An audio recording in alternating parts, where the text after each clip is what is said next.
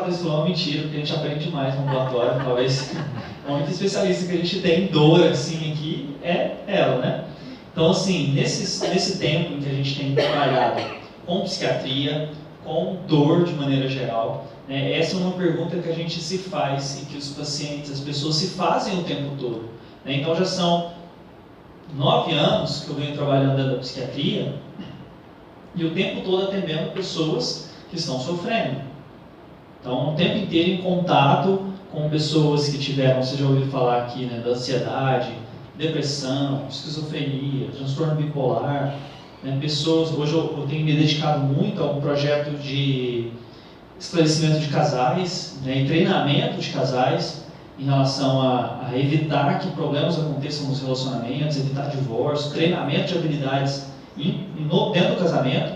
E é outra área que as pessoas sofrem muito, né? É engraçado, tanto que essa questão do sofrimento pode estar tão perto dessa ideia que a gente tem às vezes de felicidade, não é? Você fala assim, casamento, ao mesmo tempo você tem essa ideia de pode ser algo muito, uma fonte intensa de alegrias, de experiências positivas, de vivências positivas, e ao mesmo tempo pode ser uma fonte também de dificuldades, de sofrimento, de dor intensa. E como é curioso isso na natureza humana, como que alguma coisa ao mesmo tempo, uma pessoa pode ser a pessoa que você mais ama na face da Terra e alguns segundos depois você é a pessoa que você mais detesta, não quer nem ir perto.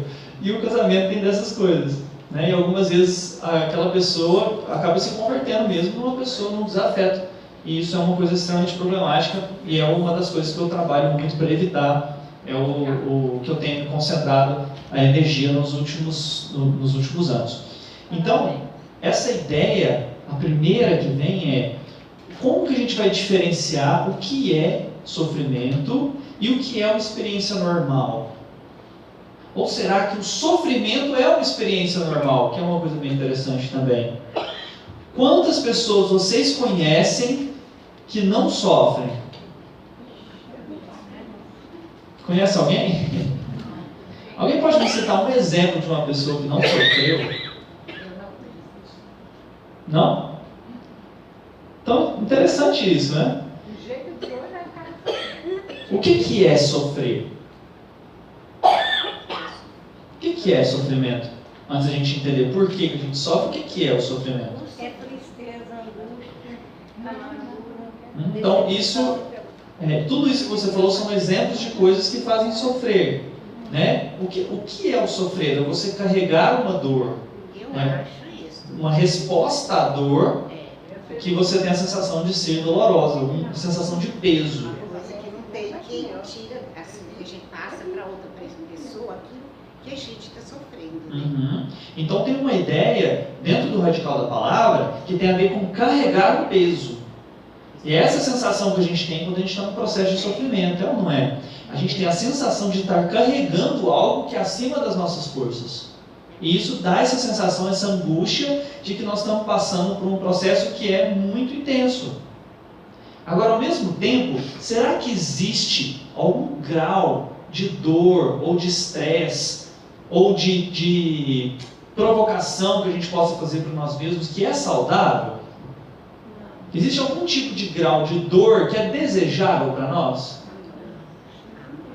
Esses dias uma paciente que chegou para mim, isso foi semana passada. Ela sentou e eu falei assim, o que você gostaria desse tratamento? Ela falou assim, eu queria parar de sentir dor, parar de sofrer, né? Não sentir mais, não ter mais nenhuma experiência negativa. Ela falou assim, doutor, eu quero viver em paz, não ter mais problemas. Eu falei, danou. Porque aí você falou duas coisas que são incompatíveis uma com a outra, que é viver e não ter problema. Você pode até... Mas aí a gente, dependendo do que você acredita, nem... pode viver, você... Ou você vive ou você tem problema, né? Ou então, de acordo com, dependendo da sua crença também, que é a minha, né? Até quando acaba essa existência aqui, pode continuar ainda sofrimento e também alegrias. Então nós estamos numa condição, o ser humano ele foi desenvolvido, seja através, né, do que você imagina que seja uma experiência espiritual ou uma criação divina, seja através de um desenvolvimento biológico, se você acreditar dessa forma, que necessariamente a presença de dor foi algo importante para o nosso desenvolvimento. Por que a dor é importante para a gente se desenvolver? Por que a dor surgiu na evolução? Você tem ideia? Pra gente se defender. Para a gente se defender, para a gente sobreviver. Então a dor é uma aliada da sobrevivência. Por quê? Porque à medida que nós temos um desenvolvimento em que determinada célula avisa para as outras que determinada situação é perigosa, isso é um fator de evolução. Vamos supor que quando a gente era bactéria lá, ainda a luz destruía a gente, né? Não a gente, né? Mas assim, aquela forma de vida. Você ter uma célula que é sensível à luz e fazer com que você evite a luz é um fator de sobrevivência. Faz com que a espécie continue, não é? Com o tempo isso foi se desenvolvendo, a ponto de que a sensação de dor é o que frequentemente nos mantém vivos. Alguma vez vocês já viram aquela patologia do pé diabético? Já. Ou, por exemplo, quando a pessoa tem hanseníase e começa a ter problema nos pés? Já. Por que ela tem problema nos pés? Vocês sabem? Não é a bactéria que foi lá e destruiu o pé, não. A bactéria, ela destruiu a inervação. Ela tirou a dor da pessoa. Ela tirou a dor que ela sente no pé. E qual que é a consequência? A pessoa não sente mais, começa a tropeçar, bater. Aqueles pequenos cálculos que a gente faz na hora de subir uma escada, a gente nem percebe isso. Mas na hora de subir uma escada, a gente tem uma série de cálculos que o corpo faz, sentindo o ambiente e calculando tanto que a gente tem que fazer, não é? A pessoa que não tem isso, ela trupica aqui, não sente, continua, e com o passar do tempo, o pé dela é destruído, porque não tem dor. Um amigo meu teve que, ele machucou, não viu que tinha machucado o pé. Aí quando Exatamente. já teve que cortar o dedo do pé. Olha só, isso acontece assim milhares de vezes ao longo do dia, a pessoa não percebe. Eles já colocaram sensores para ver, a pessoa bate o pé centenas de vezes por dia. Mas como a gente não é consciente disso, pequenas dores que a gente sente faz com que a gente mude o posicionamento do pé, calcule diferente e não trupique mais. Mas quando não existe dor, isso não é possível. E a gente perde o nosso corpo. Você vê o tanto que é importante essa sensação que a gente fica tentando evitar. Então, olha só, existe uma quantidade de dor, existe uma certa experiência da dor que ela é importante para a nossa sobrevivência e para o nosso desenvolvimento. Agora, ao mesmo tempo, a dor pode ser algo muito intenso. E se isso for acontecendo durante um longo período de tempo ou de uma forma muito aguda, isso pode sim causar danos. E aí a gente precisa entender primeiro como que isso acontece. Porque olha só, vou dar um dado para vocês que é muito interessante. 50 a 60% das pessoas têm um trauma importante ao longo da vida. Então a experiência de ser traumatizado não é a exceção, é a regra.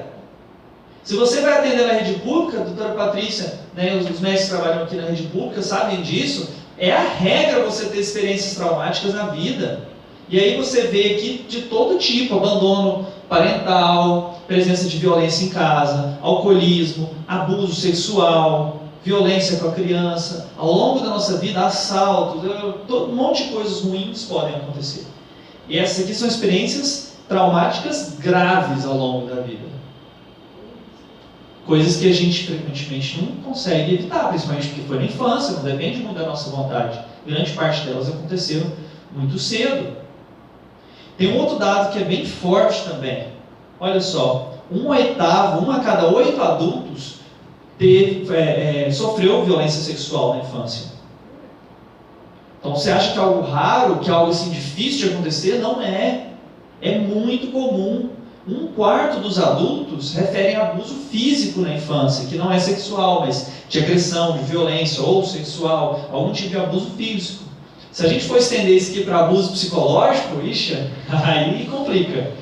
Porque aí fica mais fácil você tentar achar aquele que não teve algum tipo, né, de experiência psicológica difícil durante a formação. 1/4 das crianças, elas vivenciam violências domésticas. Isso quer dizer que todas as pessoas que sofreram essas dores, que tiveram essas experiências traumáticas, elas são traumatizadas? Elas são doentes porque viveram experiências assim? Será que 60% da população viveu experiências assim? Todas elas desenvolveram um transtorno mental por causa disso? Não. Não. E o que diferencia as que tiveram e as que não tiveram algum transtorno mental?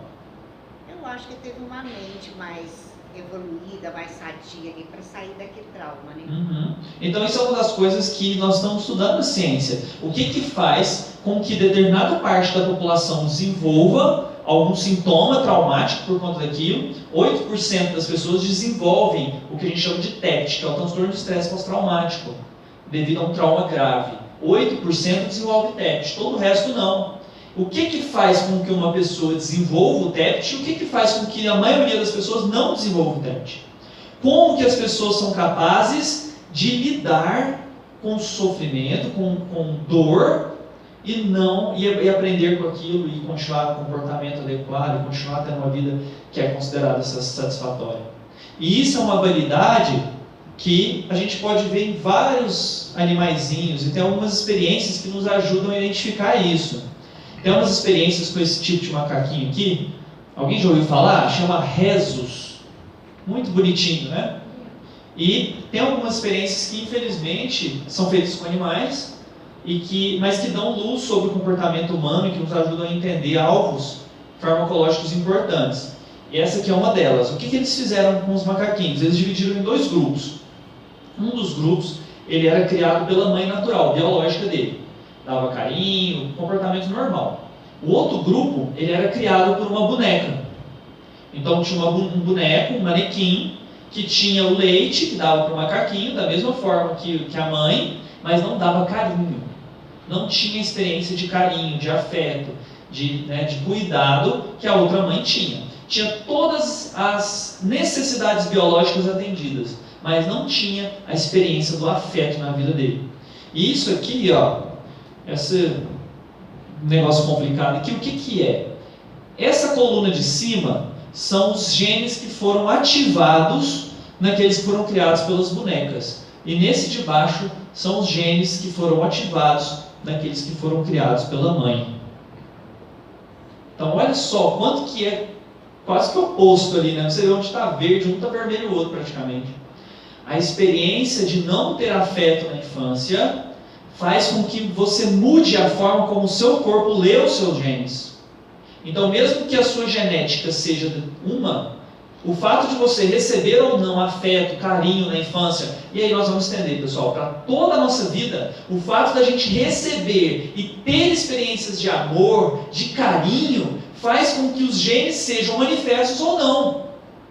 E isso é o que a gente chama de epigenética, que é o grande boom hoje da medicina. É a forma que a gente tem de modificar como os nossos genes são lidos. Porque senão a gente estava lascado. Você imagina, né? Se nasci com um determinado gene, sou filho de alcoolista, por exemplo, quer dizer que eu vou usar álcool? Eu sou filho de um assassino, quer dizer que eu vou ser assassino?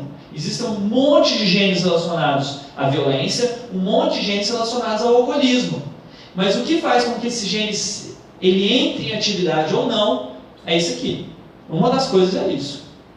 São as experiências que você tem e o carinho que você recebe das pessoas que são próximas a você. E isso ao longo de toda a sua vida. Você imagina que você tem algum gene relacionado à questão, sei lá, de...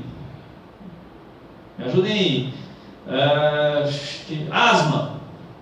Um negócio extremamente biológico.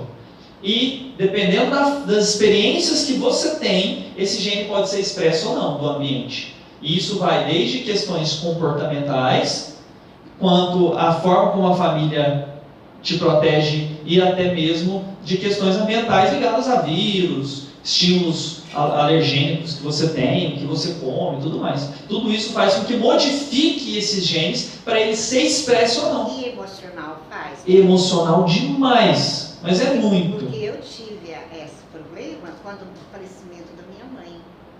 Pois aí, é, o que aconteceu? Comecei aquela tosse, peito cheio, né? Aí eu fui no médico, no pulmonologista, quando o nascimento só estava com problema de asma. E eu já era paciente dele há muito tempo, né? Uhum. E o que foi? O que aconteceu com a senhora? Aí eu falei, nada.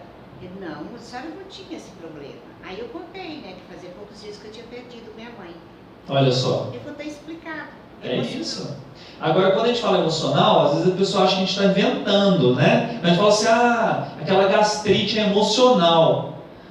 Aí, a ideia que vem é que a pessoa está imaginando a gastrite, não é? Mas não é isso, pessoal, não é isso que acontece. a emoção e o que você está passando no seu conteúdo emocional, o seu sofrimento, está fazendo com que genes relacionados à produção de ácido clorídrico lá do estômago sejam ativados e você realmente comece a produzir mais ácido. Então, se você ir lá e medir a quantidade de ácido, ela está aumentada. Mas aumentou por quê? Porque você tem determinada condição fisiológica que produz ácido? Não, porque você realmente está no estado emocional que ativou esses genes e assim você tem um problema. E aí, às vezes, só completando aqui, o que mais destrói a gente é que às vezes a gente vai no médico e fala, não, isso aí não é nada. Não, isso aí não é nada, é só depressão. Né? Como se não tivesse realmente aquele problema, não fosse algo extremamente físico e biológico também. Não é verdade? Dá uma diminuição na gente, como se isso aí você está sentindo não é nada. Isso é curioso. Por que a maioria dos seres humanos tem dificuldade para tentar compreender isso? Porque eles às vezes vê você, por exemplo, você está alegre, está dando uma palestra, você está tudo bem. Mas por dentro, às vezes, você não tem essa emoção, não. Porque já é igual você explicou, já vem coisas para trás de outras épocas. Certo. Aí as pessoas não entendem.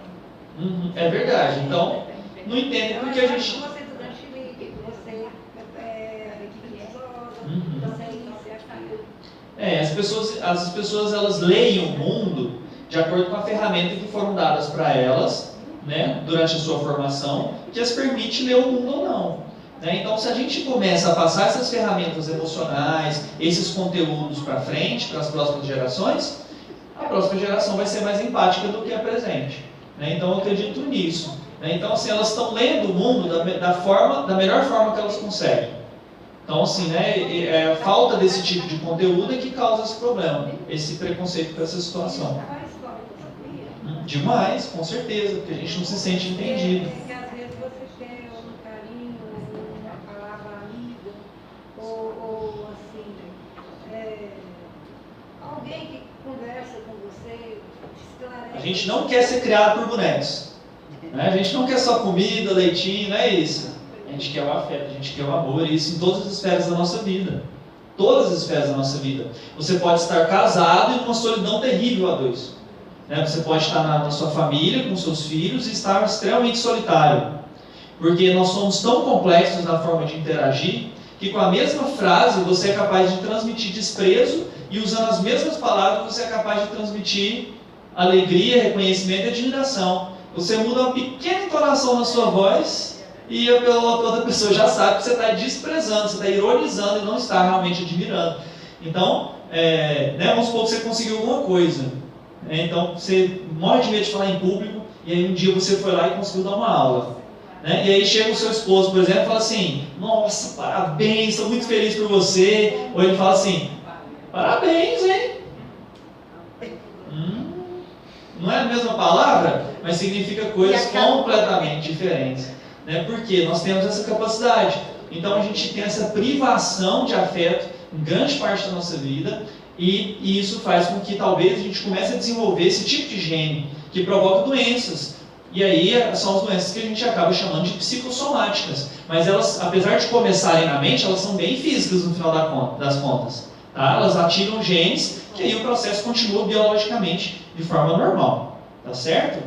Então, pessoal, o que é resiliência? É a capacidade que alguém tem de lidar com a dor de uma maneira positiva, de estabelecer estratégias que sejam efetivas para você conseguir lidar com a experiência de dor e conseguir lidar com a experiência de estresse.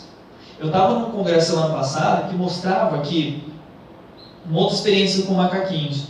Se você pegasse os macaquinhos que estavam sendo criados pelas mães, todos felizes lá, estavam no bando, separassem eles 1 hora por semana dos pais e do bando, eles ficavam extremamente estressados, choravam, gritavam, na infância dos macaquinhos. Quando você trazia eles de volta, aí eles estudavam aqueles que ficavam o tempo todo com o bando e aqueles que eram separados durante 1 hora por semana, ou seja, provocavam um estresse deles, né? Aqueles que você provocava um pequeno estresse, eles evoluíam muito mais. no comportamento de exploração do ambiente, no comportamento de conhecimento lá das atividades que eles faziam nos macaquinhos lá, no aprendizado, eles aprendiam mais rápido, eles exploravam comida mais rápido, eles se arriscavam mais em atividades sociais dentro do bando. Então, você provocar uma pequena quantidade de estresse, você geralmente aprimora o desenvolvimento da pessoa. E se você coloca uma quantidade enorme, gigantesca, acima do que é possível a pessoa ter resiliência, você lasca com a cabeça dela. Basicamente é isso. Então, se você tem uns pais que existe abuso físico, que existe abuso sexual, você está destruindo a capacidade da criança de aprender. Se você tem pais que protegem de tudo e que não deixam nenhum tipo de estresse entrar na vida daquela pessoa, você também está atrapalhando seu filho. Então são formas diferentes de você lesar a pessoa, porque uma é pela superproteção e a outra é pela negligência. Nós precisamos de um caminho do meio, e todos nós precisamos disso. Nós precisamos de colocar nas nossas vidas situações que nos desafiem, que causem dor, que causem dificuldade, mas que não seja intenso o suficiente para nos derrubar. Então, falar em público é uma coisa desconfortável para a grande maioria das pessoas. Agora, vocês acham que falar em público é desconfortável para mim, para a Patrícia, para o Fernando? Claro que é.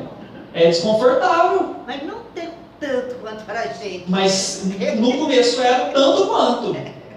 Né? E aí eu lembro muito bem, a Patrícia estava brincando, mas a primeira vez que eu fui lá na Mônica Cunha, o tanto que meu estômago estava gelado, acho que eu podia cuspir gelo, assim, de tão gelado que ele estava. Eu tremia por dentro antes de entrar.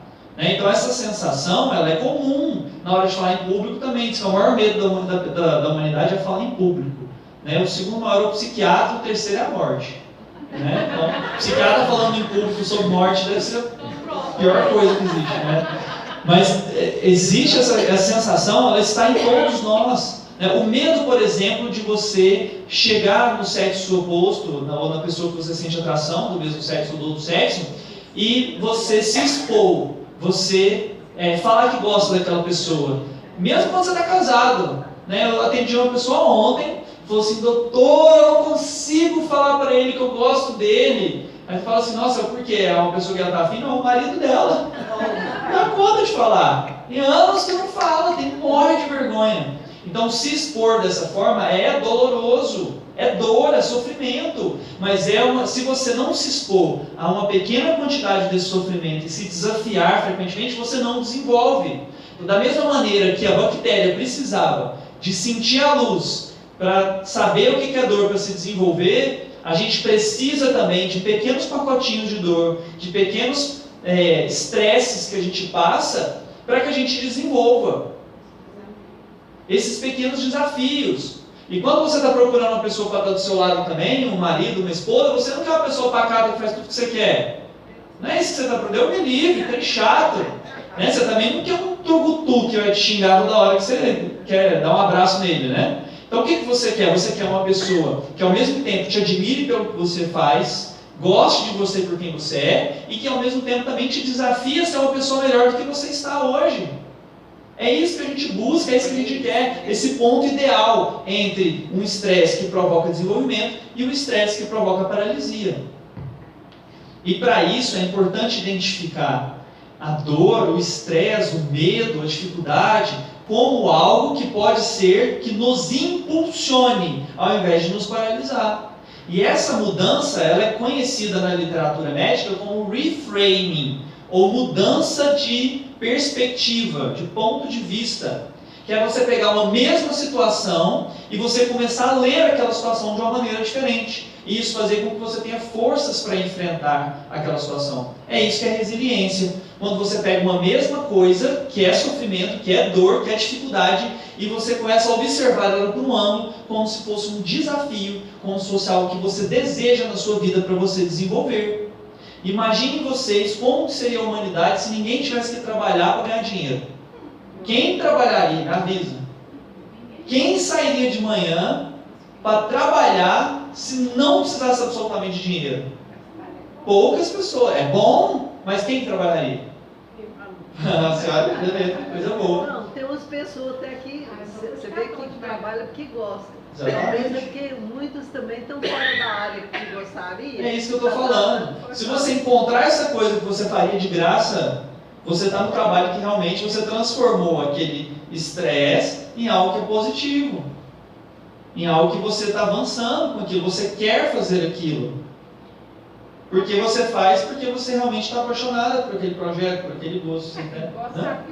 Mas exatamente, algumas pessoas transformam o estresse de trabalhar em algo que é paralisante, né? Como algo indesejado, como algo que você precisa fazer cruciadamente, sofrido, até chegar ao seu salário, e aí você já paga o cheque especial, acabou o salário, volta a sofrer. Aí esse trabalho já fica o estresse. Já fica o estresse, exatamente.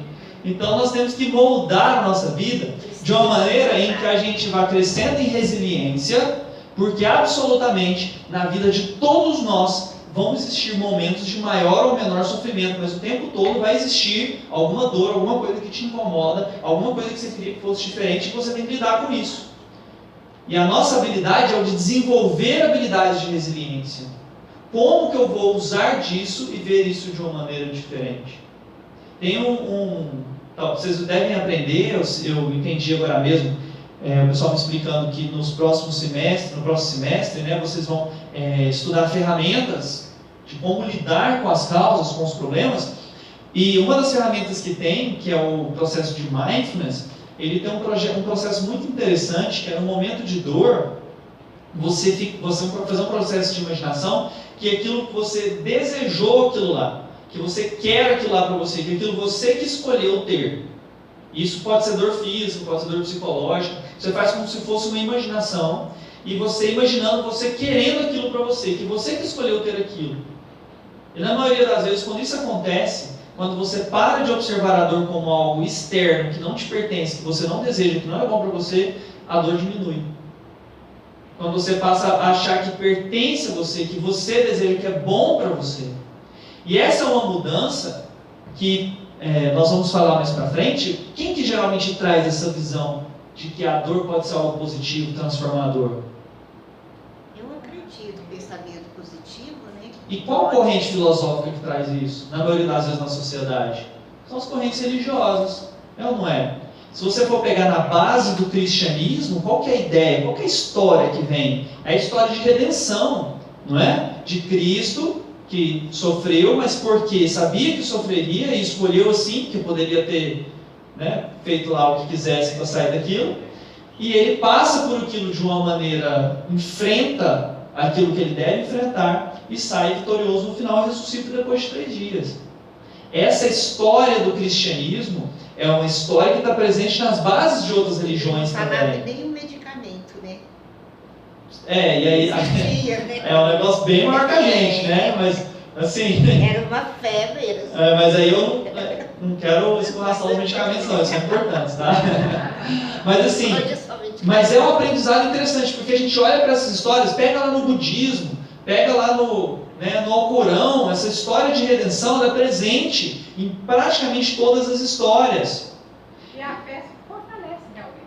Exatamente. Então o que nós estamos falando é que a fé, ela pode ser uma forma de resiliência, de você saber como lidar, de você olhar para essas histórias, não como a história literal, mas como uma meta-história. Você está olhando essas histórias que acontecem na sua fé específica, que pode ser qualquer uma, tem essa mesma característica, que você pega aquela história de redenção e aprende com aquilo. E todas elas têm um ensinamento que é milenar, que é muito antigo. Essas histórias que a gente conta aí de Chapeuzinho Vermelho, que mais? João e Maria, essas coisas, são as histórias dos irmãos Grimm, né? Tem alguns estudos antropológicos que mostram que as histórias têm mais de 1.500 anos. Então, os irmãos Grimm que catalogaram isso, eles, na verdade, são contos de tradições orais muito antigos. Porque aí ficou para as vovós. E por que isso é interessante? Para que eu quero saber com mito, com história antiga? O que isso tem a ver comigo? Alguém inventou e pronto, alguém está contando. Mas pensa bem, para uma história ser repetida por 2.000 anos e continuar sendo repetida, existe um ensinamento ali, ou uma forma de comunicação que está presente na maioria da humanidade. Que a gente compartilha a forma de ver o mundo e que isso às vezes está traduzido nessas histórias. E se você pega, a história é geralmente nesse sentido. Pega a história de Jonas, por exemplo. Alguém conhece a história de Jonas? Eu conheço bem por cima, tá? Alguém me ajuda aí. O que é Jonas? Basicamente, eles estão num barco e aí ele tinha muito medo. Deus estava bravo com as cidades, né? Gomorra, essas coisas, e mandou dilúvio. Não é isso? Vai me corrigindo aí se eu estou errado. E aí Jonas estava num barco e o pessoal estava ficando doente, né? E aí resolve que o Jonas era o culpado, né? Porque acho que ele era pecador. Né? O que significa a palavra pecado, vocês sabem? Fazendo alguma coisa errada. A palavra mesmo significa fora do caminho. Tá? Então o pecador é a pessoa que está indo por um caminho diferente. Né? Então o caminho é errado. Né? E aí ele era pecador e aí eles resolvem jogar o Jonas do barco. O Jonas cai e mergulha na escuridão. Porque ele mergulha na escuridão, ele é engolido por uma baleia, não é? E aí, dentro da baleia, o que acontece? Vocês lembram? Ele consegue encarar o que é o pecado dele, né? Faz a promessa de seguir o caminho de Deus, e aí ele é cuspido pela baleia. E você vai pegar essa história, obviamente não é uma história literal. Ou você acha que alguém foi realmente mastigado por uma baleia e voltou depois? Não é? Eu acredito assim, pelos mistérios de Deus. Que é possível. Tudo bem, pode encarar dessa forma. Mas veja só, o mais importante é que essa história conta como a gente deve encarar a dor. O que significa a dor? É esse momento de escuridão máxima que ele mergulha no oceano. Né? Esse momento em que a gente mergulha naquilo que a gente imaginava ser a coisa mais indecifrável, mais difícil das nossas vidas, mais escura. E cada um de nós vai ter um momento desse. Pode ser que o seu momento mais difícil seja no casamento. Pode ser que seja com uma doença que você nem imaginava que você ia ter. Pode ser com a doença da sua filha. Esses dias eu vi um filme chamado Gifted, do Netflix. Não sei se alguém já assistiu. Um Laço de Amor. E aí, tem um determinado momento lá que ele tem que abrir mão. Spoiler, tá, foi mal. Mas ele tem que abrir mão da criança que ele cuida, né? Caramba, aquilo pra mim é a coisa mais difícil que eu posso fazer hoje. Porque minha filha tá com 1 ano e 8 meses. Eu tenho outra de 4 anos. Então, a hora que eu vi que lá, eu já comecei a chorar. Por quê? Porque aqui era a maior dor que eu poderia sentir hoje, talvez. Né? Mas em outras épocas da vida pode ser outras coisas. Então, essa simbologia da gente mergulhar dentro daquilo que é mais doloroso para nós e encarar aquilo que a gente mais tem medo. E essa história é recontada de diversas formas na humanidade o tempo todo, que a forma de você vencer aquilo que te incomoda, basicamente, é você encarar aquilo que te dá medo. É você lidar com aquilo que é mais doloroso para você. E essa é uma das poucas lições que eu tiro de todos esses anos, lidando com psiquiatria, lidando com dor. Que aquilo que a gente evita fortalece, que aquilo que a gente não olha se realmente cresce dentro de nós, e é aquilo que a gente olha de frente, deseja, olha a dor nos olhos e fala assim, agora é o momento de lidar com isso e viver isso, e que realmente faz com que isso diminua dentro de nós. Então, se a gente tem uma lição dessa época de psiquiatria, essa é uma delas. Que todos nós sofremos, todos nós passamos por dor, e que esse caminho indicado aí ao longo da história, por milhares e milhares de histórias, ele ensina isso, que de alguma forma a gente adquire conhecimento ao olhar para aquilo que é mais difícil nas nossas vidas. E é impressionante, né? Que essa dor cura. Como é que isso é possível? Né? Se você pegar pessoas que sobreviveram a um incêndio de Santa Maria, na época teve uma junta de profissionais que foram lá ajudar as pessoas a não ter desenvolvimento de estresse pós-traumático. O que eles tinham que fazer? Falar sobre a dor que estavam sentindo. Essa era a forma delas evitarem desenvolver o trauma. É olhar a dor no olho, olhar para a baleia e falar com ela. Deixa eu perguntar uma coisa. A personalidade, ela influencia aumentando ou diminuindo essas chances? Demais. E o que é a personalidade? A forma de ser de cada um, eu acho. Exatamente, que é formada por uma parte que vem biológica e uma parte ambiental, e que pode ser desenvolvida pela ação da vontade. Então, a nossa personalidade, ela é modificada de acordo com as experiências que a gente tem, inclusive com as nossas decisões de olhar as experiências dolorosas de determinada maneira ou não. Eu vou dar um exemplo para vocês. Uma vez, uma pessoa faleceu, né, e o esposo ou a esposa dela veio pedir um Rivotril. Ó, pelo amor de Deus, eu não consigo dormir hoje, me dá um Rivotril que eu preciso dormir. Ou seja, esse é o movimento que a gente faz gente quer fugir da dor, não que o Rivotril não tenha sua indicação, pelo amor de Deus. Eu uso a medicação, ela é boa a medicação, mas essa não é a indicação do Rivotril. Porque vocês não sei se vocês sabem, provavelmente não, mas que a prescrição de benzodiazepínicos pós-luto aumenta a chance de você desenvolver estresse pós-traumático e aumenta a sua chance de você ter depressão pós-luto. Então, por que você não dorme depois quando você está triste, quando você perdeu alguém? Essa é uma forma do seu corpo de lidar com aquilo, de você permanecer acordado, lidar com aquele problema, elaborar aquele problema, e aí você sim continuar a sua vida honrando a pessoa que ficou para trás, não é? Quando você tenta pular essa parte, apertar no controle do clique, vocês já assistiram esse filme? Apertar para frente, aquilo não desaparece fácil assim, e aí você tem dificuldade de lidar com aquela dor. Então isso tem uma ideia que vem de um pensador chamado Viktor Frankl, que é um pesquisador, que ele era um judeu, psiquiatra, e ele ficou preso em campos nazistas durante a Segunda Guerra Mundial, e durante esse processo, durante a prisão, ele passou a notar que todas as pessoas, absolutamente todos os presos, eles compartilhavam de dor, todos. Eles eram torturados, eles tinham um monte de coisas horríveis. Alguns deles se entregavam completamente para o desespero. E eles morriam em poucos dias. Outros desenvolviam uma capacidade de resiliência.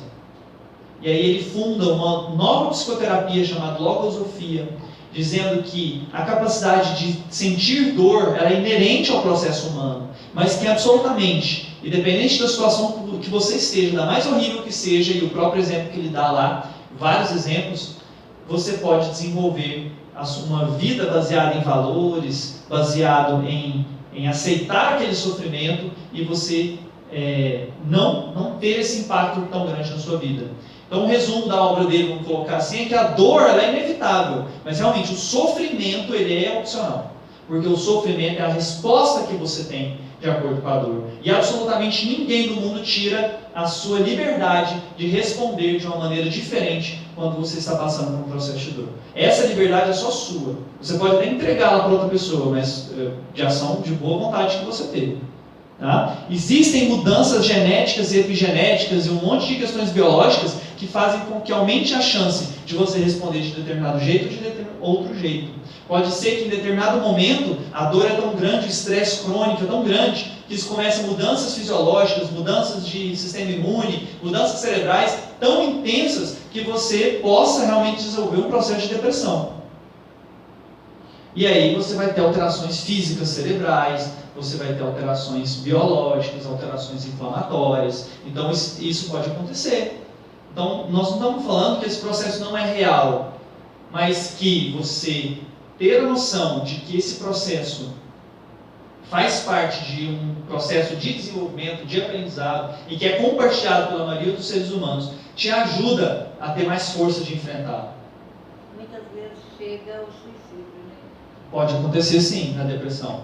Então a sensação é que os pensamentos eles ficam tão repetidos em coisas negativas, fica tão centrado naquele processo de dor, sem conseguir imaginar o futuro, sem conseguir ter esperança, e que aí nós temos sim que entrar com mudanças farmacológicas que mudem aquele cérebro, que ajudem aquele pensamento a sair daquele formato cíclico que existe. Você tem que entrar com psicoterapia, que é a parte que o psicólogo ajuda a mudar a forma de ver o pensamento, o reframing daquela situação, a encarar de outra maneira. Isso muda o seu cérebro. Você tem que entrar com mudanças metabólicas, de alimentação, mudanças do exercício físico. Por quê? Para a gente chegar num ponto em que aquilo é um estresse desejado e que te faz crescer, porque te possibilitou uma mudança de estilo de vida. Não é no sentido de ficar cômodo, né? Agora eu vou só fazer isso aqui e o problema é resolvido, né? Eu vou evitar a dor. Isso aí não funciona. É o momento da gente realmente olhar aquilo lá e olhar e também sentir, estou passando por um processo de doença, que é uma depressão, né? O tratamento é esse, eu vou em frente. E é isso, agora eu vou cuidar do meu cérebro igual eu cuidaria como se eu tivesse uma epilepsia, igual eu cuidaria do meu pâncreas se eu tivesse diabetes. Então agora eu vou tomar as medidas necessárias para eu cuidar disso. Então, vivenciar situações estressantes possibilitam a estratégia de você criar estratégias adaptativas.